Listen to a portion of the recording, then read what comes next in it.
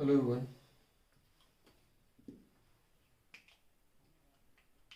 बेटा आज हम बात करेंगे पावर के बारे में और कुछ कोलिजन। पावर को डिफाइन किया जाता है the rate of doing work. Doing work, काम करने की दर। रेट जब भी वर्ड आएगा बेटा हमेशा देखना कंपैरिजन विद टाइम होगा। हमको टाइम के साथ कंपैरिजन करना होगा। क्लियर? सिंपल सा क्या है, टाइम से डिवाइड कर दीजिए। So what is power? Work done per unit time. ठीक है, एक सिंपल सा एग्जांपल देता हूं आपको मैं। सपोज एक दो पर्सन है ए और बी, दोनों को एक पिट बनाना है, गड्ढा बनाना है। दोनों का पिट का जो डायमेंशन है सेम है। ठीक है, तो इसको पिट को बनाने के लिए दोनों का डायमेंशन सेम है, मतलब दोनों को वर्क सेम करना है। इसको पिट को बनाने के लिए लगे 10 मिनट, इसको लगे 15 मिनट। ठीक है, तो जिस अब देखो यहां पर वर्क कांस्टेंट हो गया, तो कांस्टेंट और इक्वल टू मिलके प्रोपोर्शनल बन गया, तो power is directly proportional to 1/टाइम। जिसका टाइम कम लगेगा इसका पावर ज्यादा होगा, इसका मतलब ए का, क्योंकि ए का टाइम कम लग रहा है। सिमिलरली जिसका टाइम ज्यादा होगा उसको उसका पावर कम होगा, माने बी, तो उसका मतलब power of A is greater than power of B. ठीक है, यही काम आप टाइम कांस्टेंट करके भी कर सकते हैं। ठीक है, तो डायरेक्टली प्रोपोर्शनल आ जाएगा power of work. I think clear हो गया होगा आपको पावर क्या है। ये है पावर। ठीक है, नेक्स्ट अगर इसके डायमेंशन की बात करें तो पावर का जो डायमेंशन होगा आपको पता है, इसका होता है m² ml² t-2 अपॉन में t। तो आ जाएगा आपका पावर का डायमेंशन ml² t-3, ये ऊपर चले जाएगा। अब बात करें पावर की एसआई यूनिट के बारे में। पावर की बेटा एसआई यूनिट होती है वॉट। ठीक है, तो डब्ल्यू से नोट करते हैं। 1 वॉट को डिफाइन कर सकते हैं, 1 watt is equals to 1 joule upon 1 second. तो जूल पर second is known as power. Clear?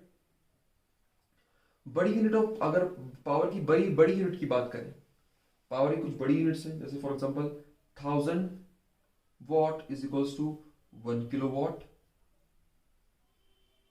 ठीक है, और भी बड़ी यूनिट है, जैसे बहुत फेमस है हॉर्स पावर।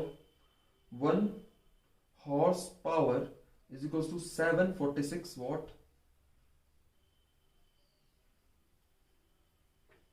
क्लियर?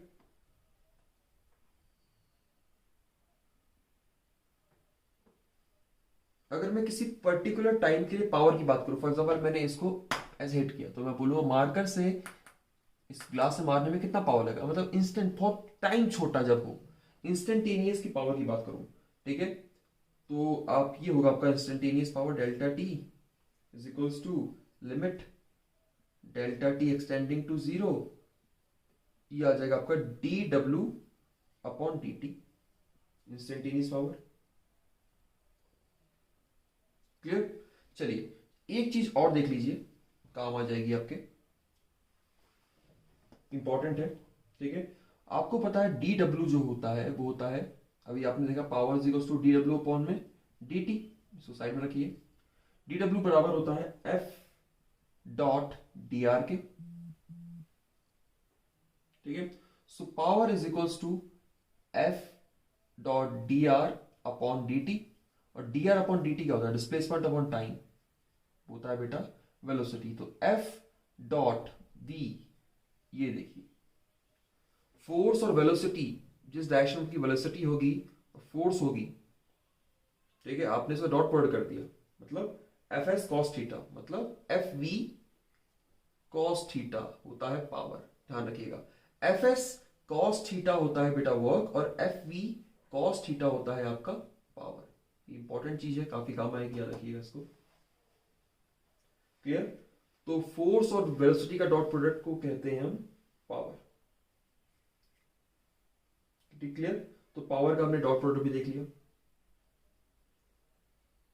चलिए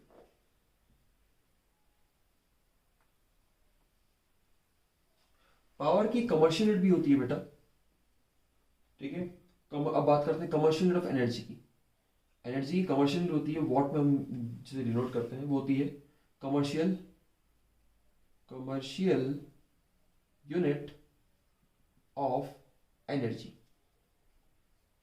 जिसमें बड़ी वैल्यूज का इस्तेमाल करेंगे। पता है आपको पावर बराबर होता है वर्क अपॉन टाइम, और जितना वर्क होता है उतना ही आपका एनर्जी कंज्यूम्ड होगा।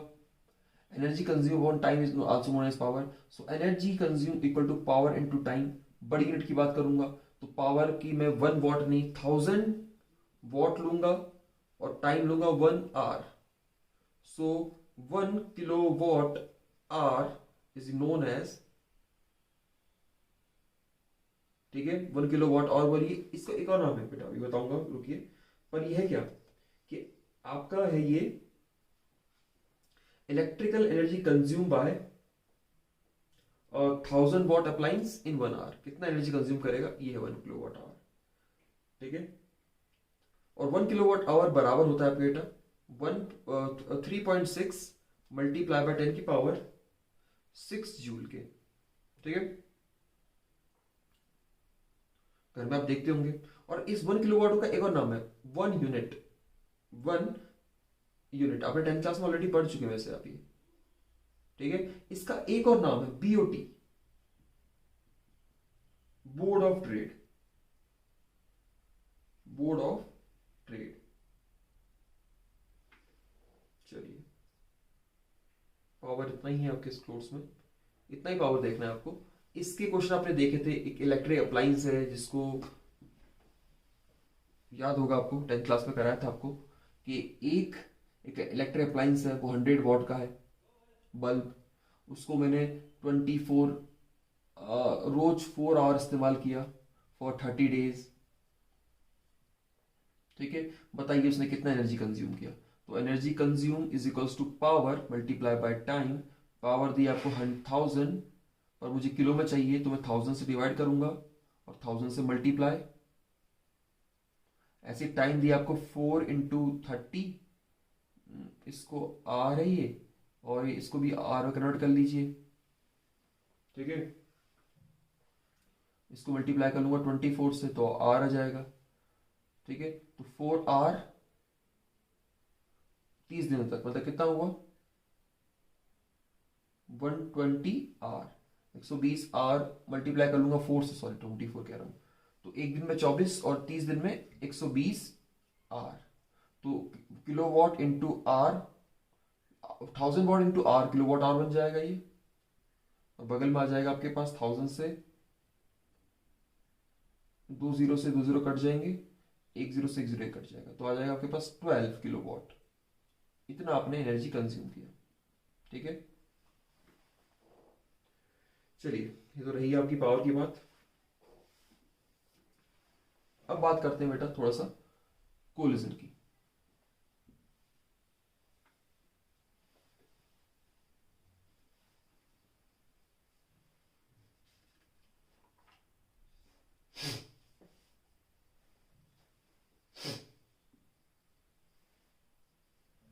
चलिए आपका इस चैप्टर का सबसे लास्ट टॉपिक कोलिजन।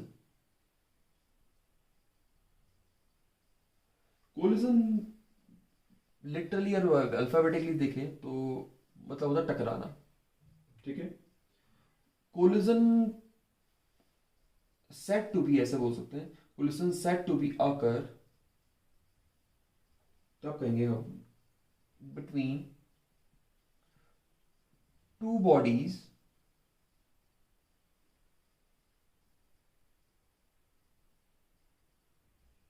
ठीक है, जब वो either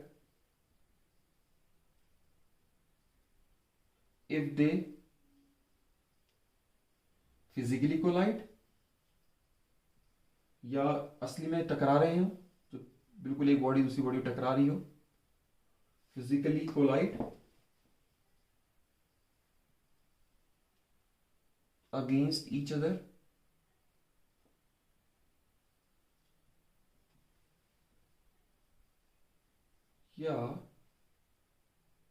or if the path of one is affected, ये भी इंपॉर्टेंट बात है, affected by the force exerted, exerted by other, ठीक है। या तो सिंपल से टकरा रहे हो, या जैसे फॉर एग्जांपल कार और उसकी बात करूं, कार और ट्रक की, तो आपका जो कार है जब ट्रक से टकराएगा, ट्रक बड़ा है तो वो हल्का सा अपने पास से डेविएट हो जाएगा, इसको भी कोलिजन लिखा जाए। क्लियर?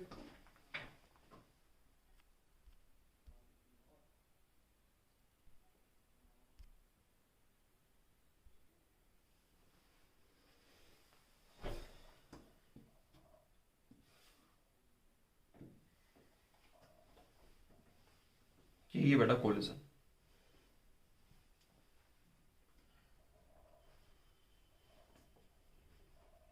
कोलिजन के कुछ टाइप होते हैं, ठीक है, कोलिजन के कुछ टाइप होते हैं, उनके बारे में बात कर लेते हैं।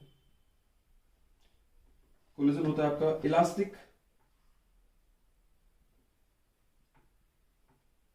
कोलिजन होता है आपका इलास्टिक कोलिजन, इनइलास्टिक कोलिजन,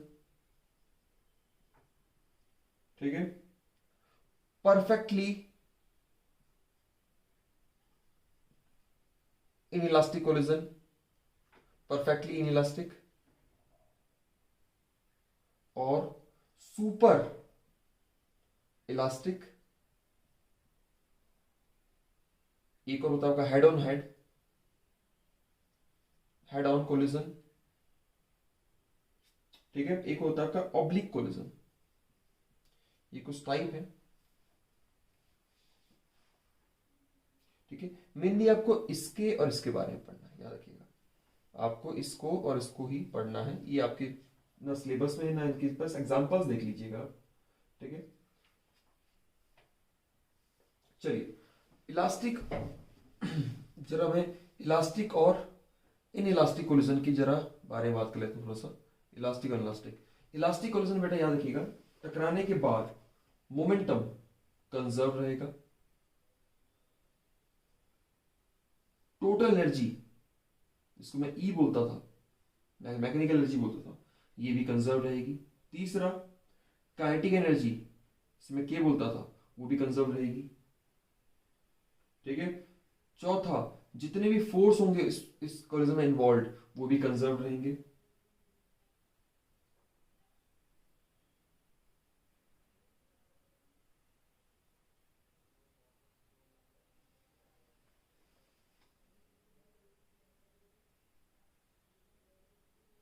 ठीक है, टकराने के बाद जितनी भी आपकी मैकेनिकल एनर्जी कंजर्व रहेगी, मतलब वो एक फॉर्म से दूसरी फॉर्म में भी कन्वर्ट नहीं करेगी, याद रखिएगा। जब टकराने के बाद आपका वो हीट एंड लाइट में कन्वर्ट नहीं होगी, ठीक है। टकराने के बाद जैसे चिंगारी आती है ना, चिंगारी वाला हो गया तो मतलब इनलास्टिक है। नॉर्मली डेली लाइफ में आप इलास्टिक कोलिजन ही देखते हैं, ठीक है। पहला इसमें मोमेंटम कंजर्व रहेगा, मोमेंटम कंजर्व रहेगा। सेकंड इसमें टोटल एनर्जी कंजर्व रहेगी, इसमें काइनेटिक एनर्जी कंजर्व नहीं होगा, याद रखिएगा।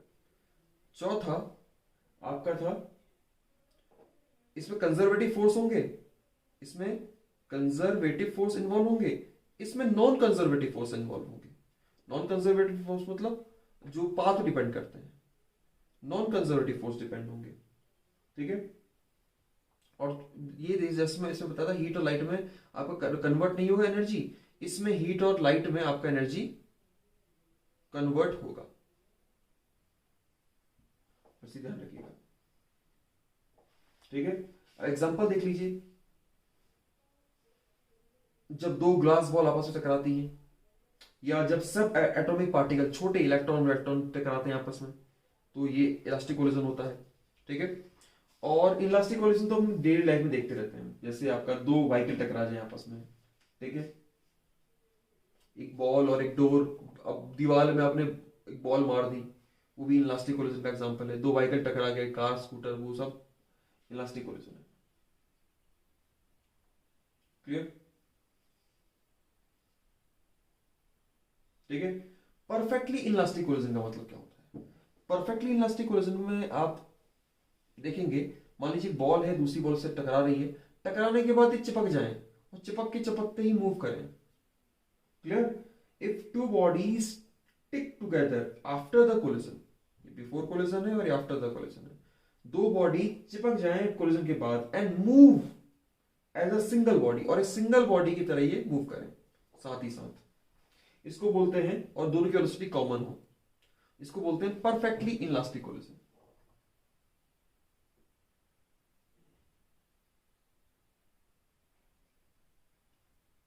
ठीक है।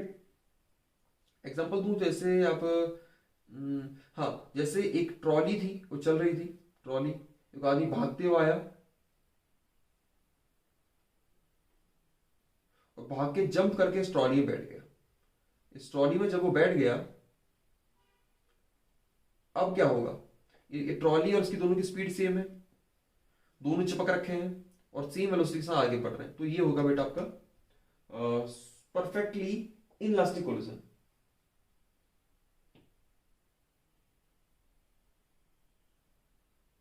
ठीक है। सुपर इलास्टिक या एक्सक्वे का नाम देता हूं, जैसे इसका नाम मैं क्लियर दूंगा, आप क्लियर हो जाएगा आपको। Explosion, explosive collision. ठीक है। Explosion, in such a collision there is an increase in kinetic energy. ठीक है।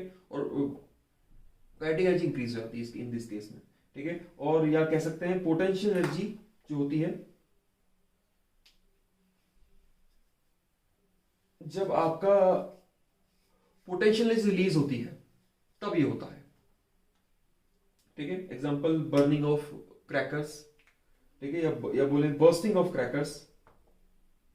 ठीक है। जब हम वो मारते नहीं है हाथ वाला बम फ्लोर पे, तो जिसकी सारी, जब हम फ्लोर पे बम फेंक के मारेंगे, जो बम होगा वो धीरे धीरे अपनी पोटेंशियल एनर्जी को चेंज करेगा और सारी की सारी चेंज होकर काइनेटिक एनर्जी में आ जाएगी, ब्लास्ट हो जाएगा। चलिए,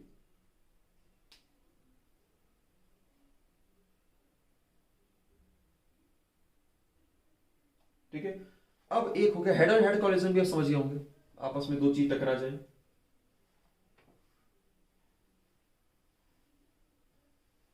और टकराने के बाद भैया जब दो बॉल आ रही है टकराई, टकराने के बाद सेम उसी डायरेक्शन में वापस चले गई, उसी में 1D में। सिंपल सी बात है, 1D में होगा ये, और ऑब्लिक में होगा आपका 2D में। बस ऑब्लिक लास्ट था ना, ऑब्लिक कोलिजन। ऑब्लिक में आपका क्या हुआ, एक एक बॉल दूसरी बॉल से टकराई, अब टकराने के बाद क्या हुआ, ये यहाँ दूसरी एक बॉल यहाँ चले गई, एक यहाँ चले गई, मतलब 2 डायमेंशन में आपका हिसाब किताब हो गया।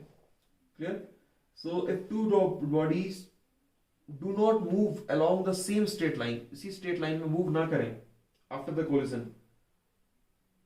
पर एक ही प्लेन में हो, दोनों का देखिए प्लेन सेम है, दोनों का प्लेन सेम है, पर इनका जो टकराने का जो लाइन था वो अलग अलग हो चुका है, मतलब 2 डायमेंशन हो चुका है। तो 2 डायमेंशन कोलिजन मतलब ऑब्लिक, 1 डायमेंशन मतलब स्ट्रेट लाइन टकराने के बाद अगर जाए तो head on head collision, head on collision. Clear?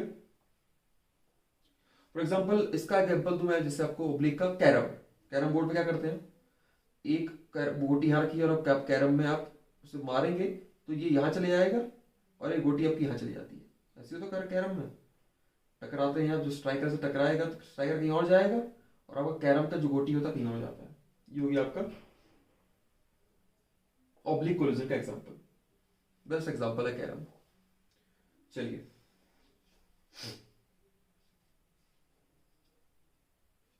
ठीक है।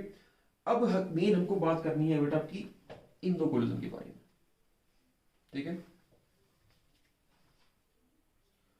इलास्टिक और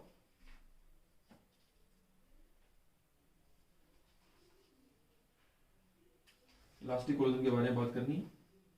ठीक है। अब होगा क्या, एक केस बनेगा, देखिए कि आपके पास दो बॉडी थी, वो दोनों टकराई, टकराने से पहले उनकी वेलोसिटी ये थी, टकराने के बाद वेलोसिटी क्या हो, अगर वो दोनों बॉडी इलास्टिक कोलिजन फॉलो कर रही हैं तो। इलास्टिक कोलिजन मतलब momentum conserve, kinetic energy conserve, total energy conserve, कोई कन्वर्जन नहीं हो रहा किसी भी एनर्जी में, ठीक है, और जो फोर्स लग रहा है वो कंजर्वेटिव है, ठीक है, तब हम निकालेंगे। क्लियर? चलिए फाइंड करते हैं जरा।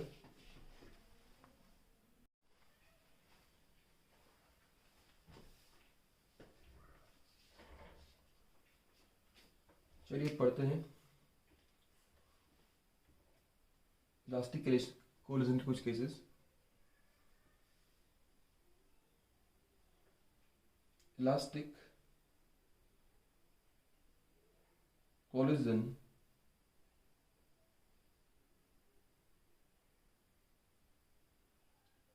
of two bodies in one dimension, और उसके कुछ स्पेशल केसेस भी देखेंगे बेटा लास्ट में।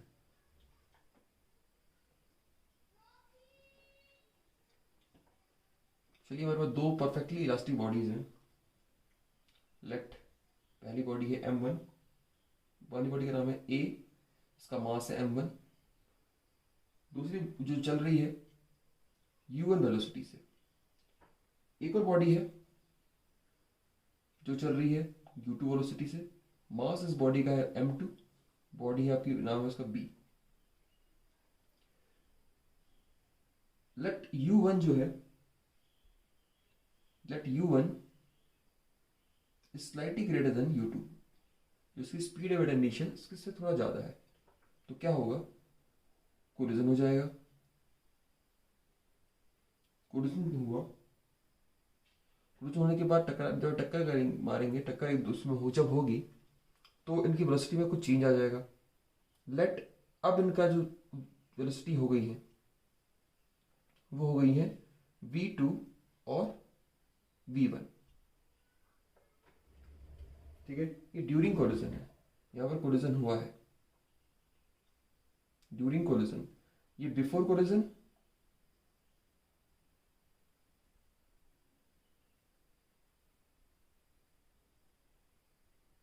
और ये आफ्टर कोलिजन।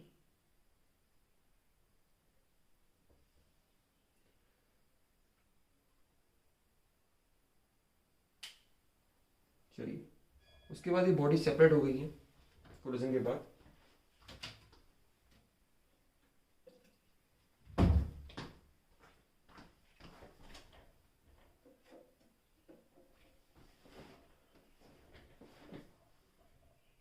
अगर इलास्टिक कोलिजन है तो बेटा इस केस में मोमेंटम कंजर्व रहेगा, काइनेटिक एनर्जी कंजर्व रहेगी, टोटल एनर्जी कंजर्व रहेगी, और जो फोर्स इन्वॉल्व होंगे वो कंजर्वेटिव होंगे। ये आपको बात याद होगी। चलिए लेट टकराने से पहले अगर लीनियर मोमेंटम कंजर्व है तो आपका m1 u1 plus m2 u2 momentum before collision वो बराबर होगा मोमेंटम आफ्टर कोलिजन के m1 v1 plus m2 v2। मैं थोड़ा सा रीअरेंज कर लेता हूं उसको, m1 u1 minus m1 v1 is equals to m2 v2 minus m2 u2, यहां से m कॉमन आ जाएगा, m1 u1 minus v1 m2 v2 minus u2।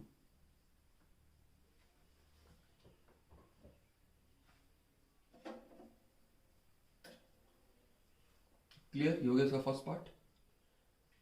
इसका काइनेटिक एनर्जी भी कंजर्व होगा बेटा, half m1 u1 square plus half m2 u2 square बराबर होगा half m1 v1 square plus half m2 v2 square के, ठीक है। हाफ हाफ हाफ सब कैंसिल आउट हो जाएगा, कॉमन आने के बाद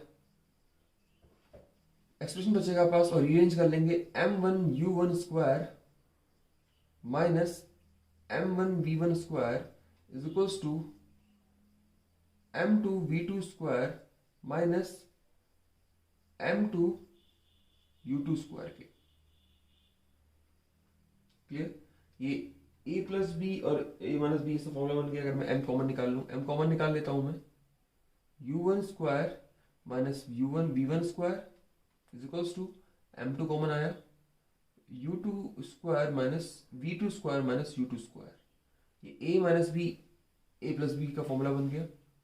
this m1 is equals to a plus b u1 plus v1 and u1 minus v1 is equals to m2 v2 plus u2 v2 minus u2।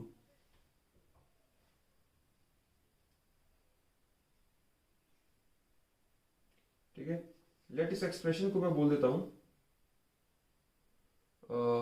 This is our second expression, this is our first expression. ये first है हमारा। ठीक है, अब मैं क्या करता हूं, डिवाइडिंग सेकंड बाय फर्स्ट। जब मैं सेकंड को फर्स्ट से डिवाइड करूंगा तो क्या आएगा, तो इसका इससे वाले एक्सप्रेशन से ये वाला एक्सप्रेशन कट जाएगा, डिवाइड हो जाएगा, सिमिलरली कट जाएगा, और राइट हैंड साइड में आपका इस वाले एक्सप्रेशन से ये वाला एक्सप्रेशन कैंसिल आउट हो जाएगा। ठीक है, और m से m और m2 से m2 कैंसिल आउट हो जाएगा। तो बचेगा बेटा आपका डिवाइडिंग 2/1। एक्सप्रेशन जो बचेगा बेटा u1 प्लस v1, और यहां बचेगा बेटा आपका v2 प्लस u2। थोड़ा सा फिर रीअरेंज कर लिया, एक्सप्रेशन आएगा बेटा आपके पास u1 minus u2 is equal to v2 minus v1। ठीक है, तो ऐसा करता हूँ उसको मैं, मेरे को भी इसकी जरूरत पड़ने वाली इस एक्सप्रेशन की। लेट इसको मैं फर्स्ट मानता हूँ, this is second, this is third. Dividing 3/2 करते हैं, डिवाइडिंग 3/2। इसको एक्सप्रेशन बोल देता हूँ मैं एक्सप्रेशन नंबर 4। ये वाला एक्सप्रेशन नंबर 4 है। अब मैं क्या करता हूँ, इस वैल्यू को पुट कर देता हूँ उसमें। ठीक है,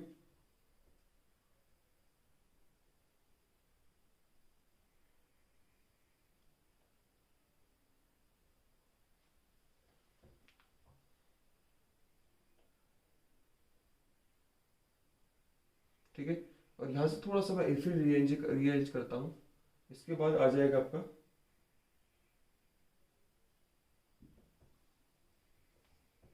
ध्यान देखिएगा, इसको मैं इसको अब मैं क्या करता हूं, आ जाएगा आपका v1 या v2 is equals to v1 u1 minus u2 plus v1।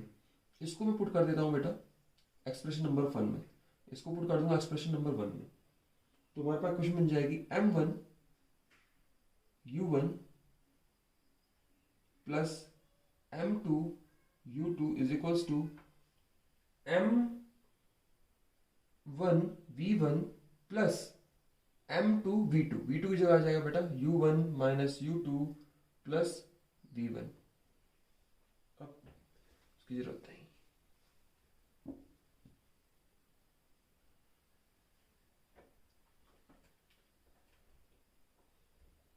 इसको एक्सपेंड कर लेते हैं।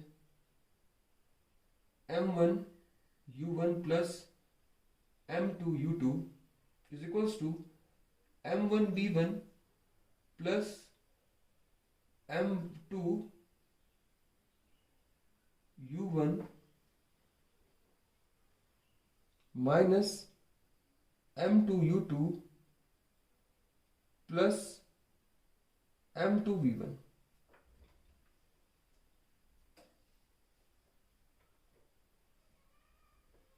ठीक है, ये m2 u2 है, माइनस में इधर चले जाएगा, 2m2 u2 हो जाएगा।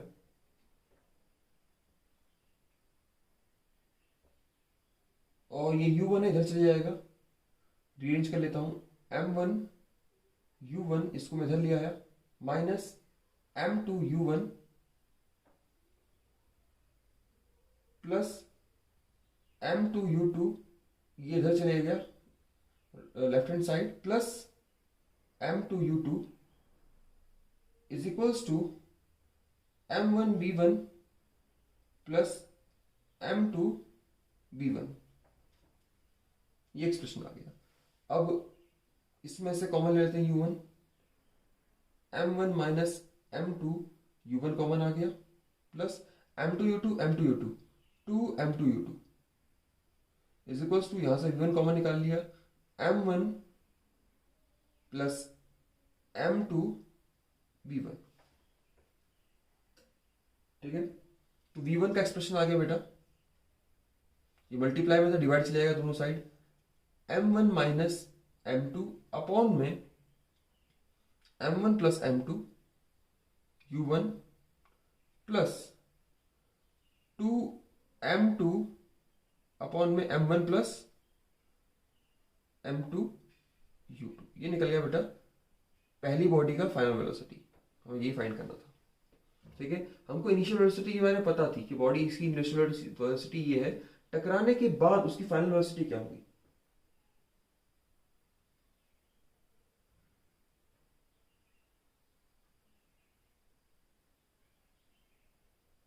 क्लियर? अब मैं क्या करता हूं, अब मुझे v2 निकालने के लिए मैं क्या करूंगा, यहां पर इन सबको इधर ले आऊंगा। ठीक है, इन सबको मैं यहां ले आऊंगा, फिर ये एक्सप्रेशन पुट करूंगा। क्लियर? पहले मैं इसको ऐसे लिख लूंगा कि v1 is equal to v2 minus u1 plus u2। इस एक्सप्रेशन पुट कर दूंगा, तो अगेन यहां पर सॉल्व करूंगा, v2 निकालूंगा।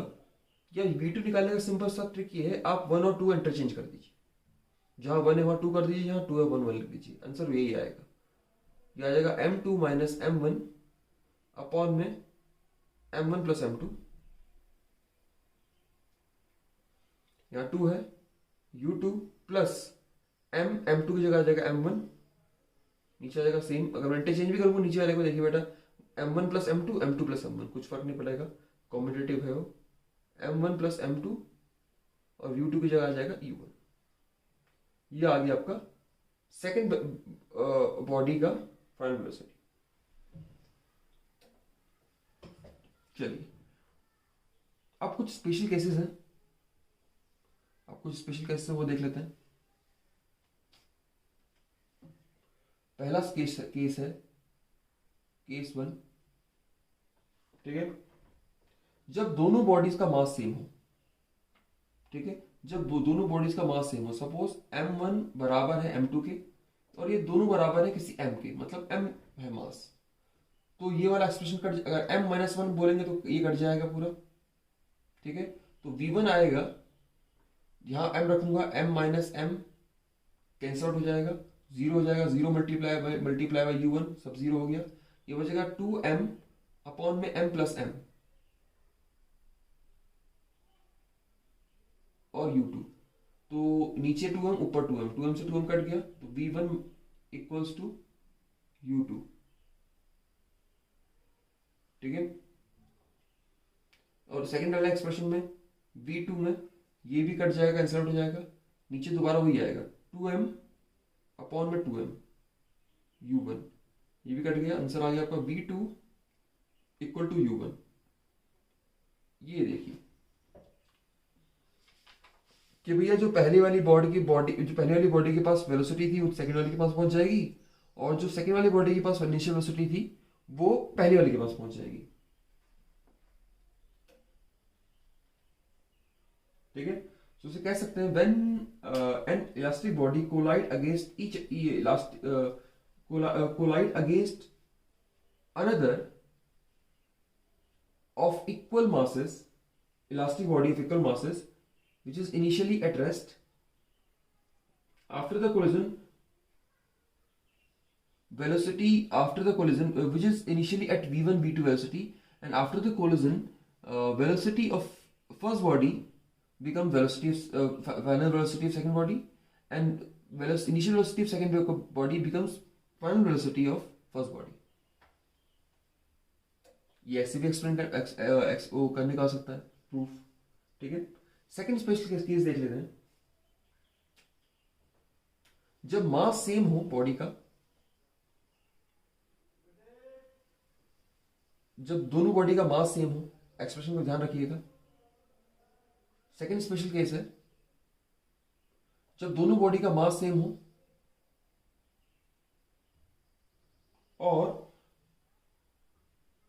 सेकंड बॉडी रेस्ट पे हो, मतलब ये बॉडी रेस्ट पे थी, ये बॉडी टकरा के इसके पास आ रही है। ठीक है, तो V1 आपका 0 आएगा, करके देखिएगा आप इस एक्सप्रेशन में, और V2 आएगा आपका U1 के बराबर। ये आपका केस नंबर 3।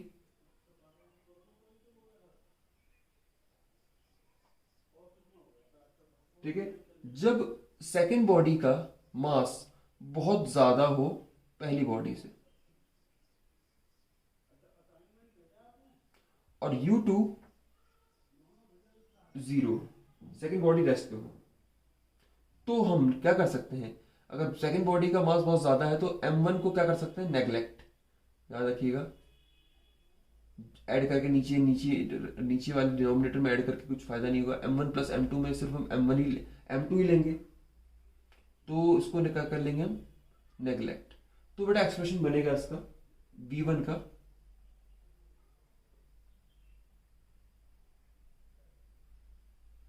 एक्सप्रेशन नंबर 5 क्या होगा। एक्सप्रेशन 5 में आपका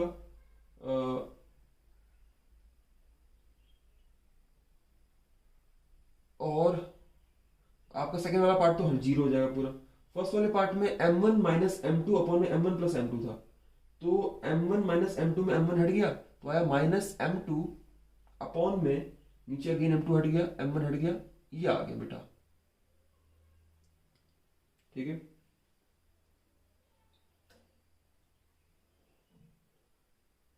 तो ये आ जाएगा U1 माइनस U1, मतलब पहली बॉडी के अपोजिट जाएगी बॉडी टकरा के। ठीक है, और U2 को बेटा हम अप्रोक्सीमेटली 0 ले लेंगे। ये हो गया आपका।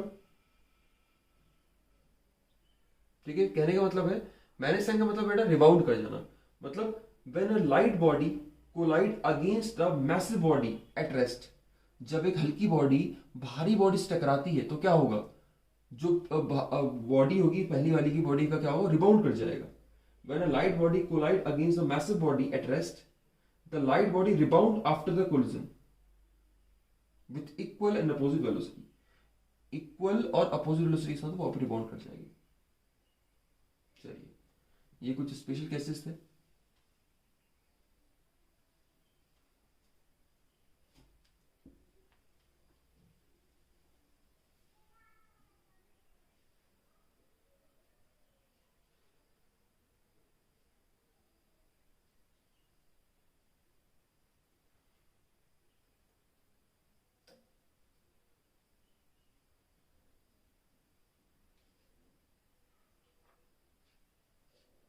चलिए, अब बात करते हैं बेटा जब 2 डायमेंशन, मतलब इलास्टिक कोलिजन जब हो रहा हो 2 डायमेंशन,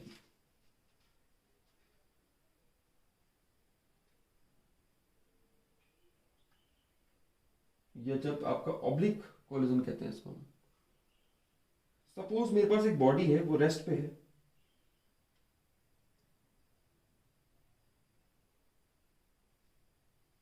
सपोज एक पार्टिकल है, उसका मास, इसका डायग्राम बहुत इंपॉर्टेंट है बेटा, ध्यान रखना। इसका मास है बेटा M1, ये चल रही है बेटा U1 वेलोसिटी के साथ। ठीक है, ये टकराई एक बॉडी से, इसका मास था M2, इसका मास था M2, और जो इनिशियली रेस्ट पे थी, ये रेस्ट पे है, रुकी हुई है। ठीक है, ये इसका एक्सिस है आने का, इसको मैं थोड़ा एक्सटेंड कर लेता हूं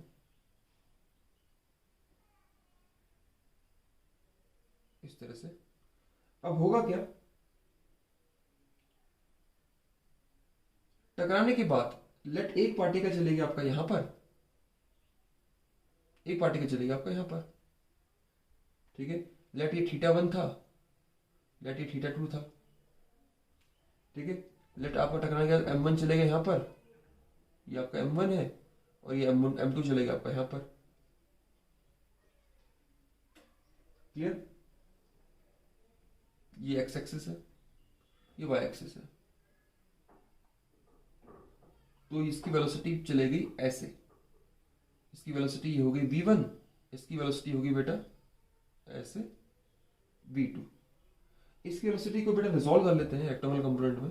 एक आ गया बेटा इधर को, ये हो गया आपका v1 cos थीटा 1, ये आ गया आपका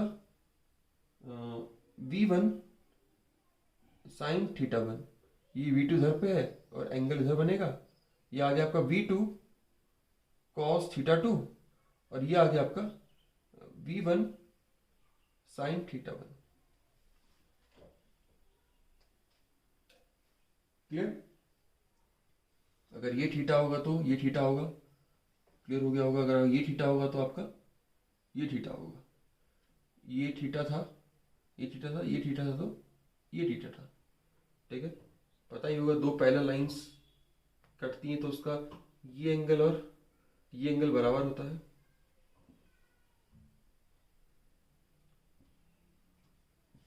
पढ़ाई हुआ 10th क्लास में कॉन्कोनेंट एंगल, अल्टरनेट एंगल के बारे में आपने। चलिए अब इस एक्सप्रेशन के कंपोनेंट्स को हम ऐड करते हैं अकॉर्डिंग टू एक्सिस। तो भैया आपका m1 v1 cos theta 1 positive X axis के अलोंग है, और m1 sin theta 1 positive Y axis के अलोंग है,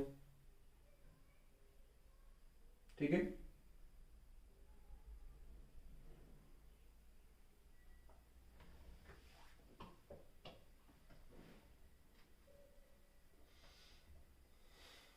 चलिए अब मैं इसकी एक्सिस के अकॉर्डिंग कंजर्वेशन मोमेंटम लगाऊंगा।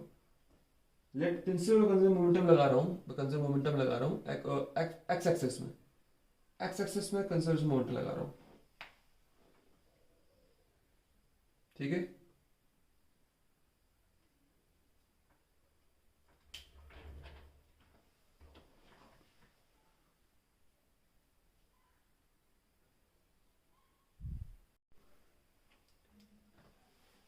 चलिए अब प्रिंसिपल ऑफ कंजर्वेशन मोमेंटम लगाते हैं एक्स एक्सिस के अलोंग। एक्स एक्सिस के अलोंग ये है,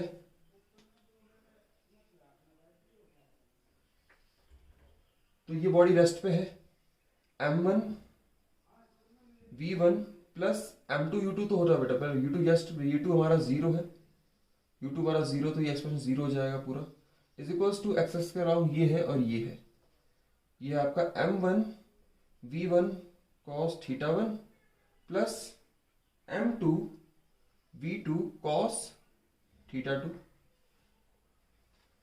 और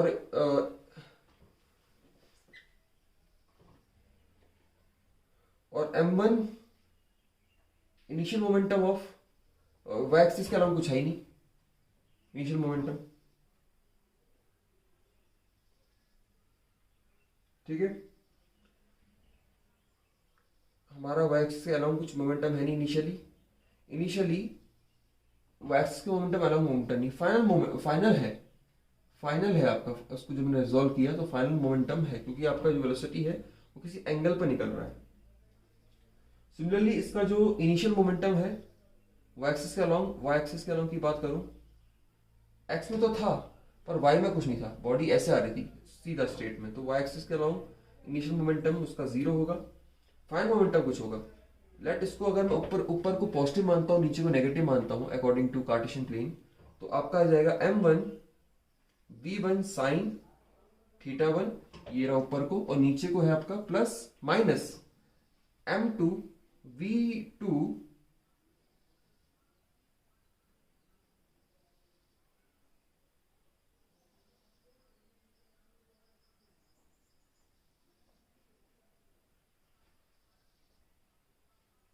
अच्छा इसका हो जाएगा minus m2 v2 sin theta 2, ये था बेटा, सॉरी गलती से मैंने V1 V2 लिख दिया था, एक्चुअली V2 इसके कंपोनेंट ब्रेक हुए हैं, V2 और sin थीटा 2। तो इसको मैं फर्स्ट एक्सप्रेशन मान लेता हूँ, इसको मैं सेकंड मान लेता हूँ, ये रहा आपका। ठीक है, काइनेटिक एनर्जी कंजर्व रहेगी। काइनेटिक एनर्जी क्या आएगी? काइनेटिक का एक्सप्रेशन आएगा half m1 v1 square equals to half m1 v1 square plus half m2 v2 square. ये आ जाएगा काइनेटिक एनर्जी का एक्सप्रेशन। ये रहा काइनेटिक एनर्जी एक्सप्रेशन, और ये एक्सिस के अलॉन्ग आपका, और ये आपका वाई एक्सिस के अलॉन्ग। चलिए, इसमें आपको कुछ कुछ टर्म्स फाइंड करनी होती है जो उसके स्पेशल केसेस हैं। स्पेशल केसेस क्या है? इसको पहला बोलते हैं ग्लैंसिंग कोलिजन। ठीक है, ग्लैंसिंग कोलिजन भैया आप कंडीशन निकालिए। ग्लैंसिंग कोलिजन, देखिए ग्लैंसिंग कोलिजन का मतलब होता है जब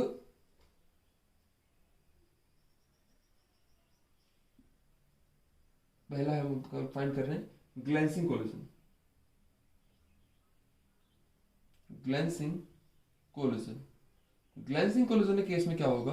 आपका थीटा जो 1 होगा वो 0 डिग्री होगा, और आपको जब थीटा 2 होगा, मतलब ये बॉडी ऐसी जाए और दूसरी बॉडी नीचे आ जाए, पहली बॉडी ऐसी जाए और दूसरी बॉडी नीचे को आ जाए टकरा के, थीटा 2 कितना हो जाए? 90 डिग्री।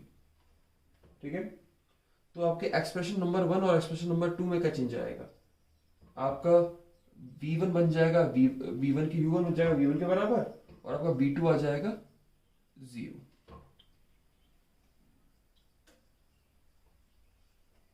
ठीक है,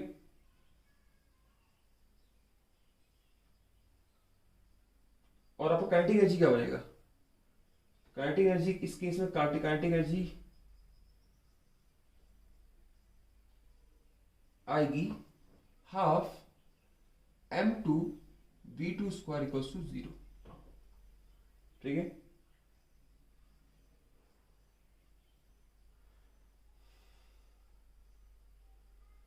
ठीक है, तो होगा क्या आपका इस केस में कि जब ऐसा कोलिजन होता है, जो इंसिडेंट पार्टिकल अपनी कोई भी एनर्जी लूज नहीं करता। इंसिडेंट पार्टिकल जो होता है अपनी कोई भी काइनेटिक एनर्जी लूज नहीं करता, और वो ऑलमोस्ट स्कैटर्ड रहता है। वो ऑलमोस्ट स्कैटर्ड रहता है, मतलब जैसे आया था वैसे का वैसे निकल जाएगा।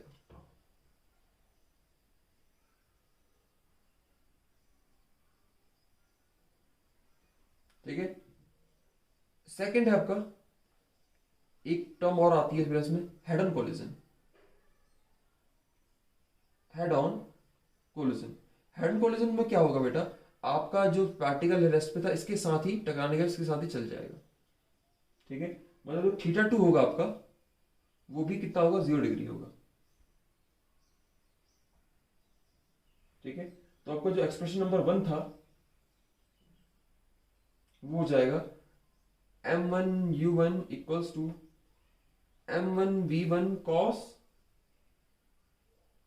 Theta 1 plus m2 u2, cos 0 1 हो जाएगा इसका, थीटा 2 का, और ये वाला पार्ट तो 0 था y एक्सिस में, m1 साइन थीटा 1, थीटा 2 था तो 0 हो गया, साइन 0 0 हो गया, और काइनेटिक एनर्जी इसमें अनचेंज रहेगी।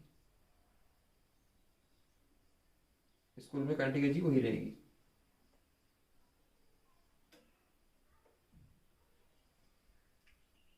चलिए, ये थे इसके कुछ स्पेशल केसेस।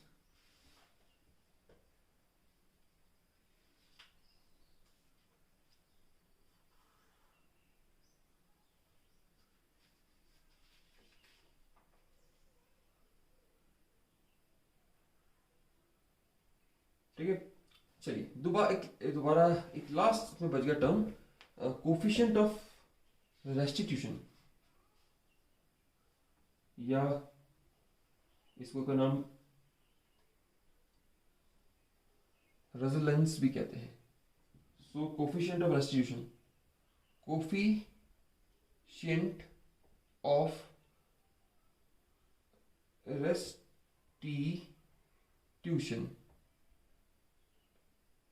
ठीक है, इसको इग्नोर करते हैं बेटा ई से। ई का जो एक नंबर है, ई हमको क्या बताता है, ई हमको बताता है कि ये कोलिजन आपका इलास्टिक है, इनलास्टिक है, परफेक्टली इलास्टिक है या सुपर इलास्टिक है, जो भी है उसके नंबर से पता चल जाता है। कैसे? आपका एक एक्सप्रेशन फाइंड किया था रिलेटिव वेलोसिटी के टर्म में, देखा होगा आपने, u1 स्टार्टिंग किया था हमने, इसको मैंने एक्सप्रेशन नंबर 4 कहा था। u1 minus u2 is equals to v2 minus v1 था। इसको से डिवाइड कर लीजिए, ये भी वेलोसिटी है, ये भी वेलोसिटी है, ठीक है, इसका मॉडुलस कर लीजिए, फोर्थ साइड डिवाइड कर दीजिए, तो ई आ जाएगा आपके पास, इसका मॉड कर लिया, मॉड कर लूंगा तो क्या होगा, आप u1 माइनस u2 करिए, u2 माइनस u1 करिए, आपको एक्सप्रेशन वैल्यू सेम मिलेगी। तो v1 पॉजिटिव वैल्यू चाहिए बस हमको, माइनस v2 अपॉन में u1 minus u2,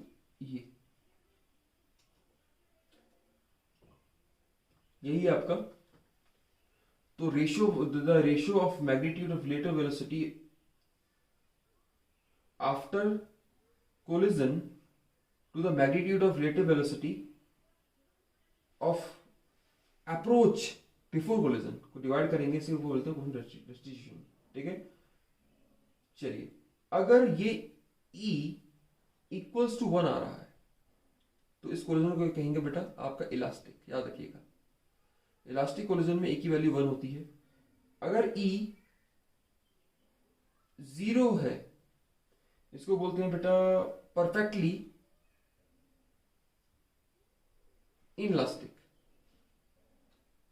perfectly inelastic collision.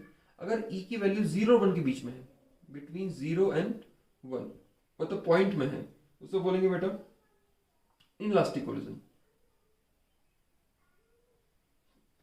ये 3 केसेस हैं। अगर E ग्रेटर देन 1 है तो सुपर इलास्टिक, सुपर इलास्टिक, ये होगा इसके special cases. Super elastic case में बेटा कुछ नहीं होता, काइनेटिक एनर्जी इंक्रीज हो जाती है, याद रखिएगा, ठीक है।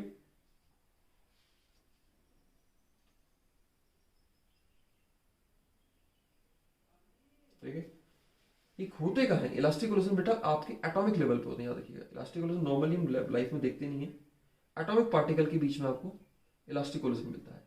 ये तो नॉर्मल जो डेली लाइफ में होते हैं ना, नॉर्मल ऑर्डिनरी ऑब्जेक्ट के बीच में,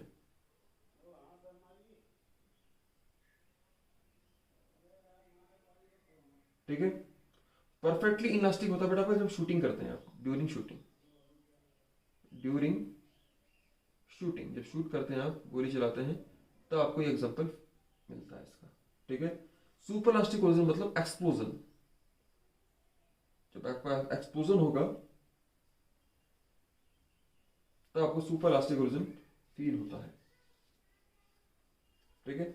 इसमें काइनेटिक एनर्जी इंक्रीज हो जाएगी, इस केस में इसमें काइनेटिक एनर्जी इंक्रीज होगी, इस केस में काइनेटिक एनर्जी आपकी डिक्रीज होगी और मैक्सिमम लॉस होगा, काइनेटिक एनर्जी में गिरती है, ठीक है। इसमें काइनेटिक एनर्जी कंजर्व रहती है, इसमें नॉन कंजर्व रहती है। ये हो गया बेटा आपका कोएफिशिएंट ऑफ रेस्टिट्यूशन, और इसी के साथ आपका चैप्टर भी कंप्लीट। चलिए, थैंक यू।